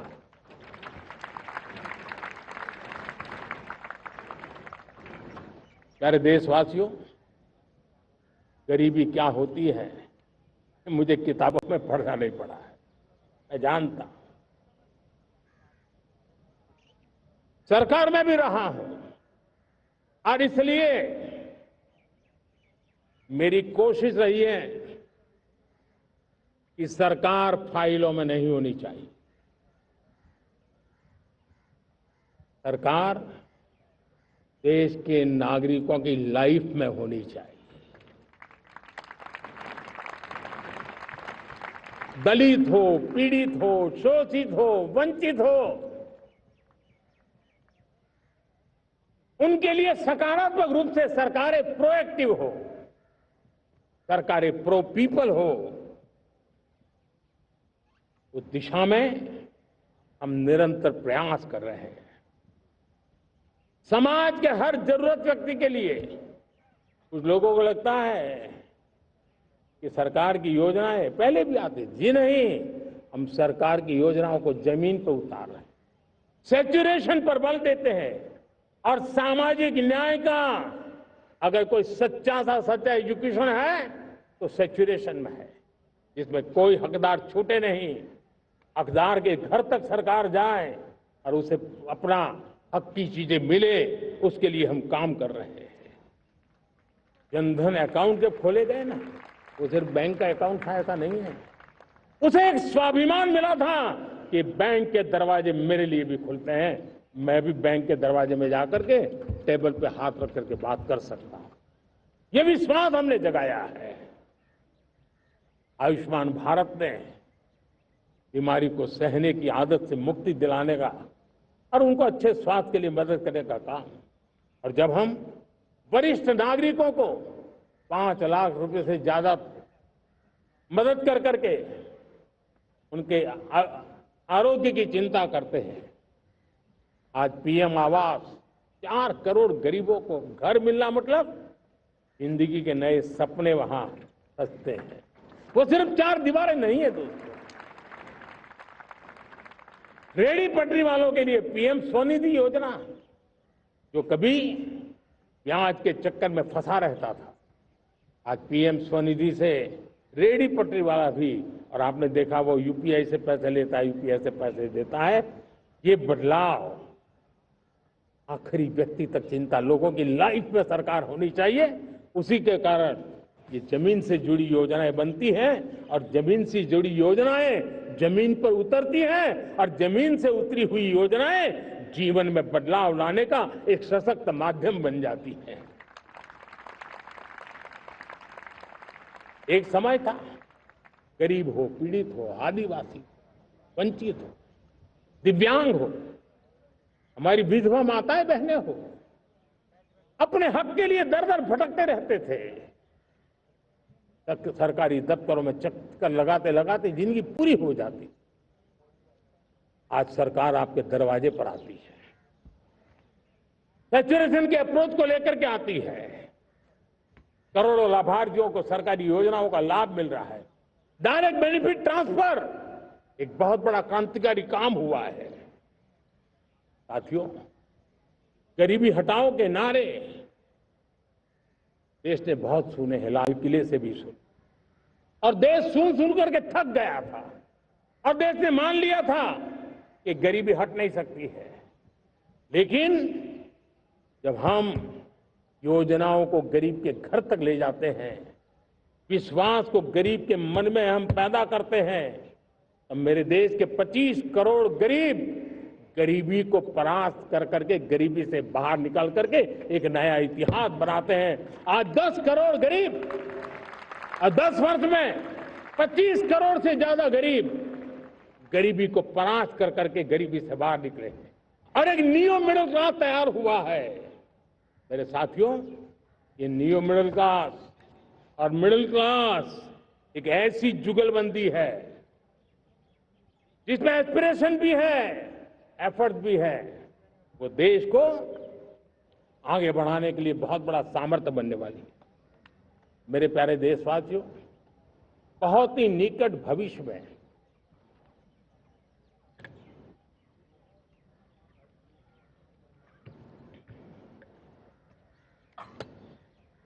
मेरे प्यारे देशवासियों, बहुत ही निकट भविष्य में महान समाज सुधारक महात्मा ज्योतिबा फुले जी की 200वीं जयंती आ रही है। हम उस जयंती के समारोह शुरू करने जा रहे हैं और महात्मा ज्योतिबा फुले के सिद्धांत, उन्होंने जो मंत्र दिए, उसमें हमारे लिए प्रेरणा है। पिछड़े को प्राथमिकता, पिछड़े को प्राथमिकता देते हुए हम परिवर्तन की ऊंचाइयों को प्राप्त करना चाहते हैं। हम इसके लिए परिश्रम की पराकाष्ठा करना चाहते हैं। हम पारदर्शी नीतियों के द्वारा पिछड़ों को प्राथमिकता, ये हम धरती पर उतारना चाहते हैं, हर पिछड़े के जीवन में उतारना चाहते हैं। साथियों, रेहड़ी पटरी वालों के लिए स्वनिधि योजना हो या हमारे हुनर वाले, हाथ से काम करने वाले विश्वकर्मा योजना की बात हो, आदिवासी में भी जो पिछड़े रह गए हैं उनके लिए पीएम जनमन की योजना की बात हो, हमारे पूर्वी भारत को विकास में पूरे देश के अंदर बराबरी में लाना और उनको नेतृत्व देने की दिशा में काम हो। हम सिर्फ समाज पिछड़े हो उनकी चिंता तक अटकने वाले नहीं है। जो क्षेत्र पिछड़े हैं उनको भी हम प्राथमिकता देना चाहते हैं। जो जिले पिछड़े रहे हैं हम उनको प्राथमिकता देना चाहते हैं। जो ब्लॉक पिछड़े रहे हैं उनको प्राथमिकता देना चाहते हैं। हमने 100 एस्पिरेशनल डिस्ट्रिक्ट, 500 एस्पिरेशनल ब्लॉक, उसी मिशन में काम किया है। हमने पूर्वी भारत के विकास के लिए हजारों करोड़ रुपए के इंफ्रास्ट्रक्चर के प्रोजेक्ट को बल दिया है। हमने पूर्वी भारत के जीवन को बदल करके देश की विकास यात्रा में भागीदार बनने का। मेरे प्यारे देशवासियों, जीवन हर क्षेत्र में विकास होना चाहिए। विकास के लिए खेल का भी महत्व होता है। और मुझे खुशी है कि एक जमाना था जहाँ बच्चे खेल में अगर समय लगाते हैं तो माँ बाप ज्यादा पसंद नहीं करते थे। आज एकदम से उलट गया है। अगर बच्चे खेलकूद में आगे आगे आते हैं, रुचि लेते हैं, तो माँ बाप गर्व से भर जाते हैं। मैं इसे एक शुभ संकेत मानता हूं। मेरे देश के परिवार के अंदर खेल को प्रोत्साहन का वातावरण मैं देखता हूं, मेरा मन गर्व से भर जाता है। मैं इसे देश के भविष्य के लिए बहुत शुभ संकेत मानता हूं। और साथियों, इस खेल को बढ़ावा देने के लिए हमने नेशनल स्पोर्ट्स पॉलिसी, कई दशकों के बाद हम देश में खेलो भारत नीति को लेकर के आए हैं, ताकि एक खेल जगत का सर्वांगीण विकास का प्रयास हो। स्कूल से लेकर के ओलंपिक तक हम एक पूरा इकोसिस्टम डेवलप करना चाहते हैं, चाहे कोचिंग की व्यवस्था हो, फिटनेस की बात हो, खेल के मैदान हो, खेल की व्यवस्थाएं हो, खेल के लिए आवश्यक साधन हो, लघु उद्योगों को भी खेल के साधन बनाने में मदद करने की बात हो। यानी एक प्रकार से पूरा इकोसिस्टम हम दूर दराज के बच्चों तक पहुंचाना चाहते हैं। लेकिन साथियों, जब मैं फिटनेस की बात करता हूं, जब मैं खेलकूद की बात करता हूं, तब मैं एक चिंता भी आपके सामने रखना चाहता हूं। हमारे देश के हर परिवार को चिंता करनी चाहिए। मोटापा हमारे देश के लिए बहुत बड़ा संकट बनता जा रहा है। आने वाले वर्षों में लोग, जो पंडित लोग हैं वो कहते हैं, जो जानकार लोग कहते हैं, हर तीसरे व्यक्ति में एक व्यक्ति मोटापे का शिकार होगा। हमें मोटापे से बचना है, ओबेसिटी से बचना है। और इसलिए मैंने बाकी सब करना पड़ेगा, लेकिन एक छोटा सा सुझाव दिया था कि परिवार तय करे कि जब खाने का तेल घर में आएगा 10% कम ही आएगा और 10% कम ही उपयोग करेंगे, और हम ओबेसिटी के खिलाफ लड़ाई को जीतने की दिशा में हम अपना योगदान देंगे।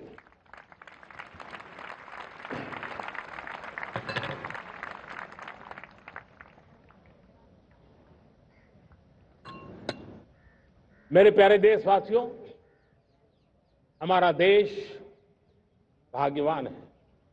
हजारों साल की विरासत के हम धनी हैं, और वो हमें निरंतर ऊर्जा मिलती है, प्रेरणा मिलती है, त्याग और तपस्या की राह मिलती है। आज गुरु तेग बहादुर, यह वर्ष गुरु तेग बहादुर जी का 350वां शहीदी वर्ष है। देश की संस्कृति की रक्षा, भारत के मूल्यों की रक्षा के लिए उन्होंने अपना सब कुछ न्योछावर कर दिया। मैं आज उनको नमन करता हूं। साथियों, हमारी संस्कृति की ताकत हमारी विविधता है। हम विविधता को सेलिब्रेट करना चाहते हैं। हम विविधता को सेलिब्रेट करने की आदत बनाना चाहते हैं। यह हमारा गौरव है कि हमारा भारत माँ का यह बगीचा कितने विविध प्रकार के फूलों से सजा हुआ है, कितनी विविधताएं हैं। ये विविधता हमारे लिए एक बहुत बड़ा, हमारी विरासत है, बहुत बड़ा गौरव है। हमने प्रयागराज के महाकुंभ में देखा भारत की विविधता को कैसे जिया जाता है। एक स्थान पर करोड़ों लोग, एक ही भाव, एक ही प्राण, एक ही प्रयास, दुनिया के लिए बहुत बड़ा अजूबा है। महाकुंभ की वो सफलता भारत की एकता की, भारत के सामर्थ्य की दुहाई देती है। साथियों, हमारा देश भाषाओं की विविधता से बहुत ही भरा हुआ है, पुलकित है। और इसीलिए हमने मराठी, असमिया, बांग्ला, पाली, प्राकृत को क्लासिकल लैंग्वेज का दर्जा दिया है। और मेरा मत है, हमारी भाषाएं जितनी विकसित होगी, हमारी सभी भाषाएं जितनी समृद्ध होगी, हमारे नॉलेज के सिस्टम को भी उतना ही बल मिलने वाला है। और हमारी वो ताकत है, आज जब डेटा का जमाना है ना, तो ये ताकत दुनिया के लिए भी बड़ी ताकत बन सकती है। इतना सामर्थ्य हमारी लैंग्वेज में। हमें हमारी सभी भाषाओं पर गर्व होना चाहिए। हमारी सभी भाषाओं के विकास के लिए हर किसी ने बनते हुए प्रयास करना चाहिए। साथियों, पांडुलिपि में हमारे ज्ञान के भंडार पड़े हैं, लेकिन उसके प्रति उदासीनता रही है। इस बार हमने ज्ञान भारतम योजना के तहत देश भर में जहां भी हस्तलिखित ग्रंथ है, जहां पांडुलिपियां हैं, सदियों पुराने जो दस्तावेज हैं, उनको खोज खोज करके आज की टेक्नोलॉजी का उपयोग करते हुए उस ज्ञान की समृद्धि को आने वाली पीढ़ियों के लिए काम आए, उस दिशा में काम कर रहे हैं। मेरे प्यारे देशवासियों, हमारा स्पष्ट मत है, यह देश सिर्फ सरकारें नहीं बनाती है, ये देश राज सत्ता पर विराजमान लोग ही नहीं बनाते हैं, ये देश शासन की धुरा संभालने वाले नहीं बनाते हैं। ये देश बनता है कोटि कोटि जनों के पुरुषार्थ से, ऋषियों के, मुनियों से, वैज्ञानिकों के, शिक्षकों के, किसानों के, जवानों के, सेना के, मजदूरों के, हर किसी के प्रयास से देश बनता है। हर किसी का योगदान होता है, व्यक्ति का भी होता है, संस्थाओं का भी होता है। आज मैं बहुत गर्व के साथ एक बात का जिक्र करना चाहता हूं। आज से 100 साल पहले एक संगठन का जन्म हुआ, राष्ट्रीय स्वयंसेवक संघ। 100 साल की राष्ट्र की सेवा एक बहुत ही गौरवपूर्ण स्वर्णिम पृष्ठ है। व्यक्ति निर्माण से राष्ट्र निर्माण के संकल्प को लेकर के 100 साल तक मां भारती का कल्याण का लक्ष्य लेकर के लक्षावधि स्वयंसेवकों ने मातृभूमि के कल्याण के लिए अपना जीवन समर्पित किया है। सेवा, समर्पण, संगठन और अप्रतिम अनुशासन, ये जिसकी पहचान रही है, ऐसा राष्ट्रीय स्वयंसेवक संघ दुनिया का ये सबसे बड़ा एनजीओ है। एक प्रकार से 100 साल का उसका समर्पण का इतिहास है। राजलाल किले की प्राचीर से 100 साल की इस राष्ट्र सेवा की यात्रा में योगदान करने वाले सभी स्वयंसेवकों को आदरपूर्वक स्मरण करता हूं और देश गर्व करता है राष्ट्रीय स्वयंसेवक संघ की इस 100 साल की भव्य समर्पित यात्रा को, और हमें प्रेरणा देता रहेगा। मेरे प्यारे देशवासियों, हम समृद्धि की ओर जा रहे हैं, लेकिन समृद्धि का रास्ता सुरक्षा से गुजरता है। पिछले 11 वर्षों में राष्ट्र सुरक्षा, राष्ट्र रक्षा, राष्ट्र के नागरिकों की रक्षा, इन सभी मोर्चों पर हमने पूरे समर्पण भाव से काम किया है। हम बदलाव लाने में सफल हुए हैं। यह देश जानता है कि हमारे देश का बहुत बड़ा जनजातीय क्षेत्र नक्सलवाद की चपेट में, माओवाद की चपेट में पिछले कई दशकों से लहूलुहान हो चुका था।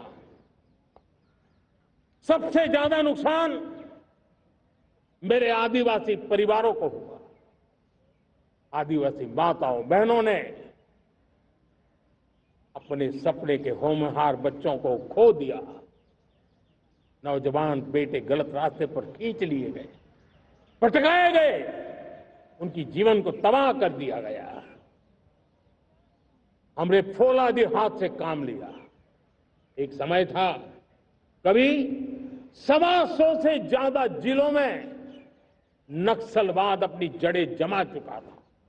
माओवाद की चंगुल में हमारे जनजातीय क्षेत्र, हमारे जनजातीय नौजवान फंसे हुए थे, और आज 125 जिलों में से कम होते होते हम 20 पर ले आए हैं।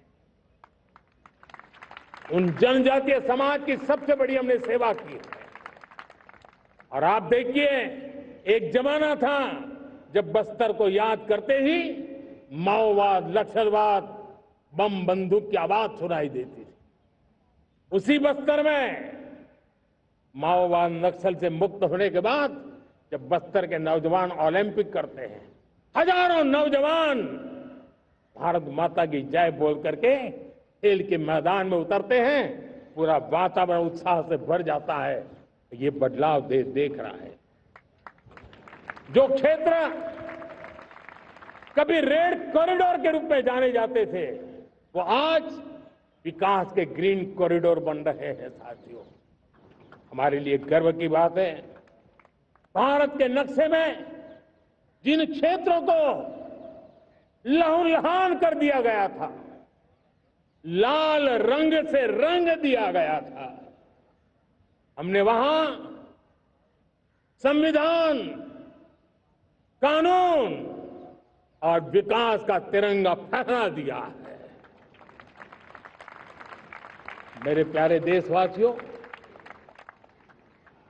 ये भगवान बिरसा मुंडा की 150वीं जयंती का अवसर है। तब इन जनजातीय क्षेत्रों को नक्सल से मुक्त कर करके, मेरे जनजातीय परिवार के नौजवानों की जिंदगी बचा करके हमने भगवान बिरसा मुंडा को एक सच्ची श्रद्धांजलि दी है।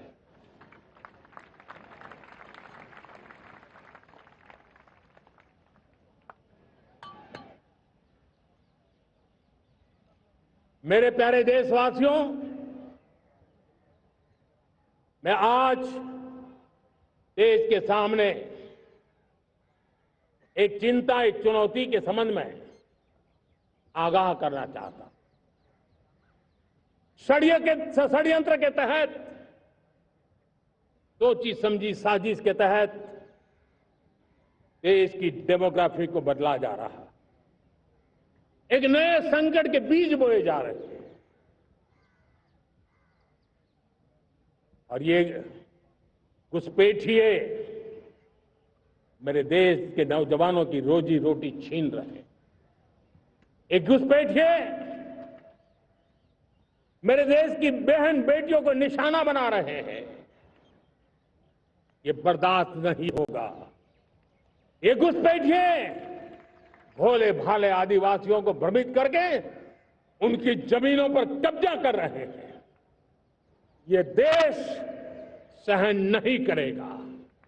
और इसलिए मेरे प्यारे देशवासियों, जब डेमोग्राफी परिवर्तन होता है, सीमावर्ती क्षेत्रों में डेमोग्राफी में परिवर्तन होता है, तब राष्ट्रीय सुरक्षा के लिए संकट पैदा होता है। देश की एकता, अखंडितता और प्रगति के लिए ये संकट पैदा, सामाजिक तनाव के बीज बो देता है। और कोई देश अपना देश घुसपैठियों के हवाले नहीं कर सकता है। दुनिया का कोई देश नहीं कर सकता है, तो हम भारत को कैसे कर सकते हैं? हमारे पूर्वजों ने त्याग और बलिदान से आजादी पाई है, हमें स्वतंत्र भारत दिया है। उन महापुरुषों के प्रति हमारा कर्तव्य है कि हम हमारे देश में ऐसी हरकतों को स्वीकार न करें। उनकी सच्ची श्रद्धांजलि होगी। और इसलिए मैं आज लाल किले की प्राचीर से कहना चाहता हूं, हमने एक हाई पावर्ड डेमोग्राफी मिशन शुरू करने का निर्णय किया है। ये मिशन, इस मिशन के द्वारा ये जो भीषण संकट नजर आ रहा है, भारत पे मंडरा रहा है जो संकट है, उसको निपटाने के लिए तय समय में सुविचारित, सुनिश्चित रूप से अपने कार्य को करेगा। उस दिशा में हम आगे बढ़ रहे हैं। मेरे प्यारे देशवासियों, कल जन्माष्टमी का पावन पर्व है। भगवान श्री कृष्ण का जन्मोत्सव देश में मनाया जाता है। साथियों, जब मुझे भगवान श्री कृष्ण याद आते हैं तो हम देख रहे हैं कि पूरे विश्व में आज युद्ध के तौर तरीके बदल रहे हैं। हमने देखा है कि भारत युद्ध के हर नए तौर तरीकों को निपटने में समृद्ध है। हमने ऑपरेशन सिंदूर में दिखा दिया है। टेक्नोलॉजी में जो भी महारत थी, पाकिस्तान ने हमारे सैन्य ठिकानों पर, हमारे एयरबेस पर, हमारे संवेदनशील स्थलों पर, हमारे आस्था के केंद्रों पर, हमारे नागरिकों पर मिसाइल्स, ड्रोन अनगिनत मात्रा में उन्होंने वार किया। देश ने देखा है, लेकिन देश को सुरक्षित रखने के जो प्रयास पिछले 10 साल में हुए हैं, उस ताकत का परिणाम था कि उनके हर हमले को हमारे जाबाजों ने और हमारी टेक्नोलॉजी ने तिनके की तरह बिखेर दी।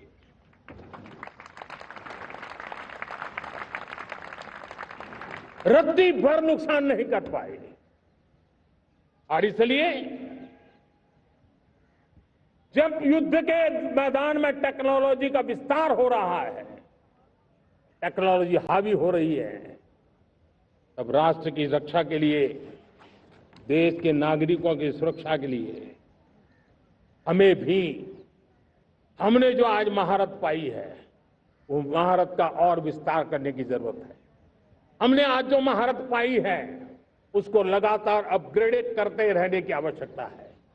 और इसलिए साथियों, मैंने एक संकल्प लिया है, मुझे आपके आशीर्वाद चाहिए, कोटि कोटि देशवासियों के आशीर्वाद चाहिए, क्योंकि समृद्धि कितनी ही क्यों न हो, अगर सुरक्षा के प्रति उदासीनता बरतते हैं तो समृद्धि भी किसी काम की नहीं रहती। और इसलिए सुरक्षा का महत्व बहुत बड़ा है। और इसलिए आज लाल किले की प्राचीर से कह रहा हूं, आने वाले 10 साल में 2035 तक राष्ट्र के सभी महत्वपूर्ण स्थलों, जिनमें सामरिक के साथ साथ सिविलियन क्षेत्र भी शामिल है, जैसे अस्पताल हो, रेलवे हो, जो भी आस्था के केंद्र हो,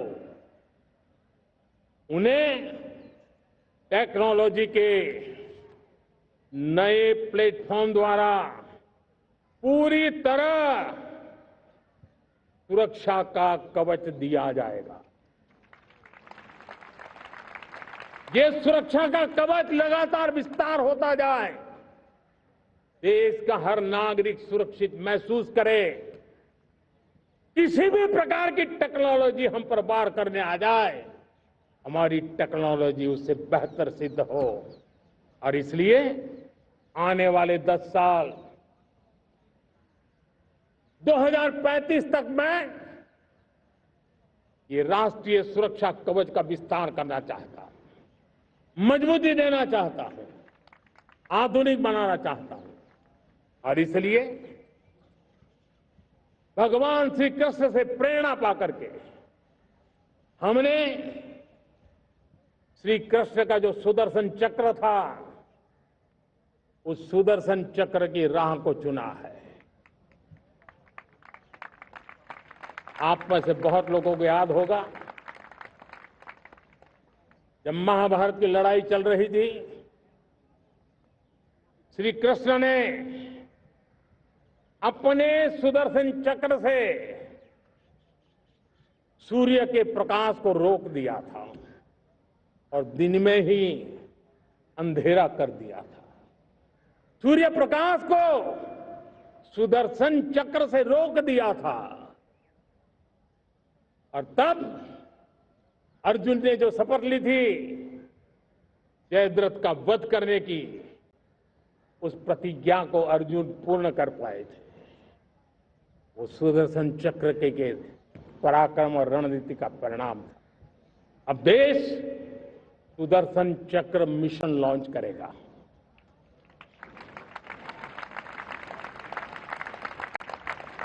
ये मिशन सुदर्शन चक्र एक पावरफुल वेपन सिस्टम दुश्मन के हमले को न्यूट्रलाइज तो करेगा ही करेगा, लेकिन कई गुना ज्यादा दुश्मन पर हिट बैक करेगा।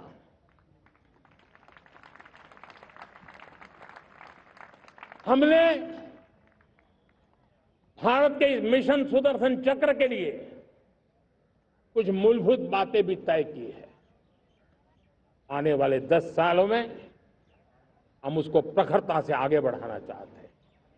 एक तो ये पूरी आधुनिक सिस्टम, इसके लिए रिसर्च, डेवलपमेंट, उसकी मैन्युफैक्चरिंग हमारे देश में ही हो, हमारे देश के नौजवानों के टैलेंट से हो, हमारे देश के लोगों के द्वारा बनी।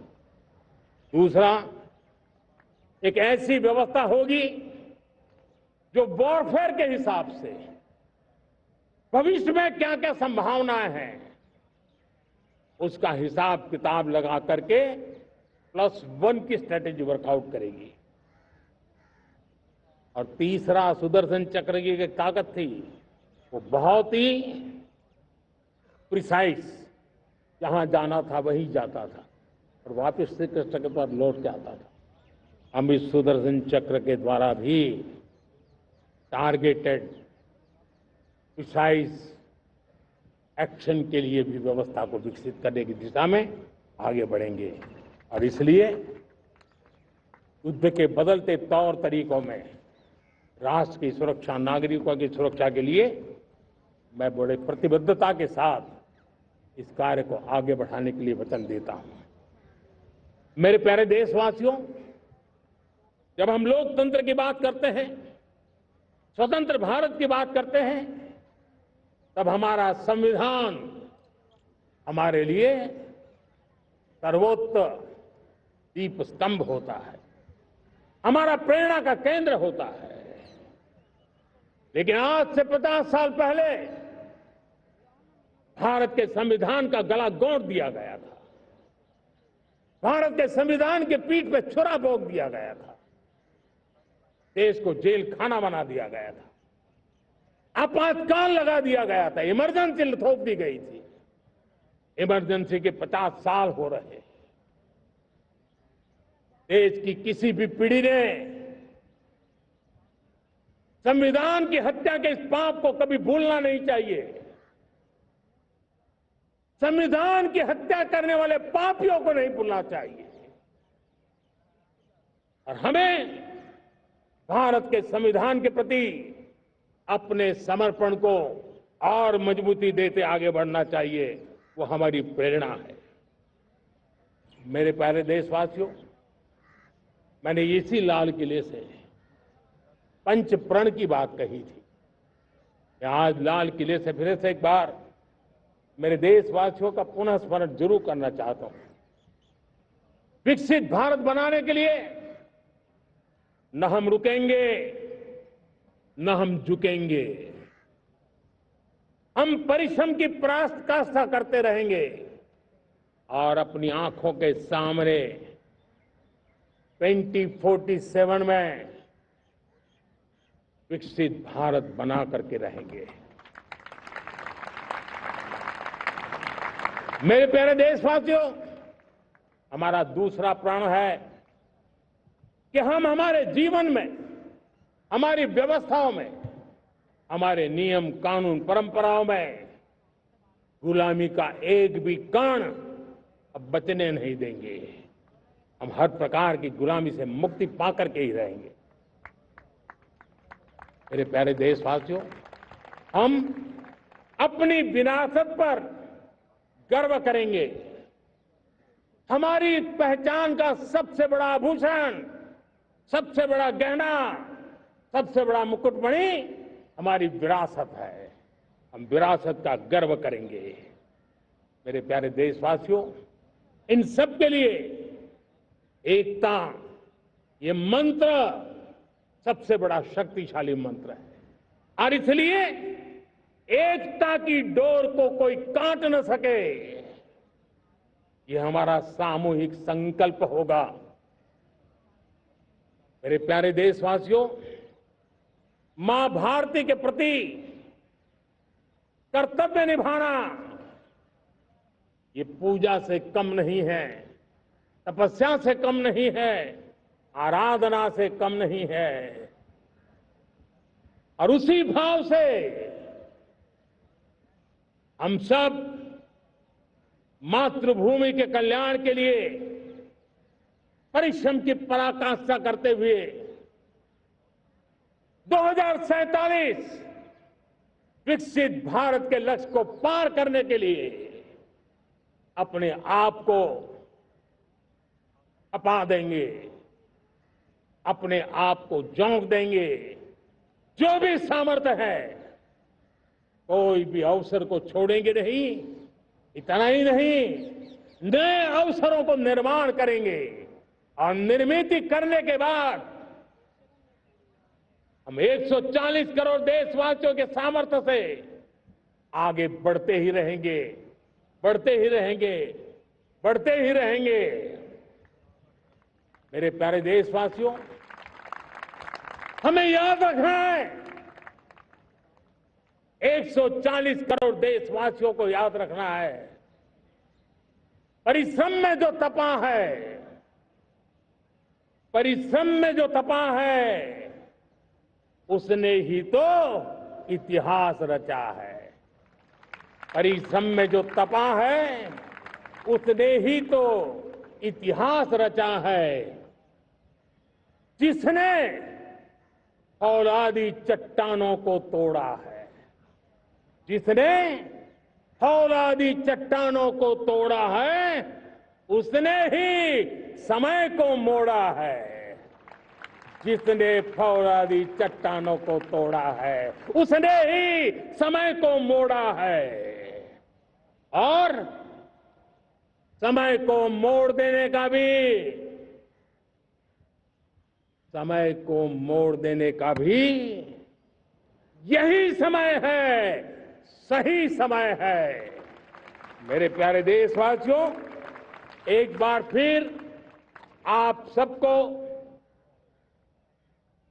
आजादी के इस महान पर्व की अनेक अनेक शुभकामनाएं देता हूं, बहुत बहुत बधाई देता हूं। मेरे साथ बोलेंगे, जय हिंद, जय हिंद, जय हिंद। भारत माता की, भारत माता की, भारत माता की। वंदे, वंदे, वंदे। बहुत बहुत धन्यवाद।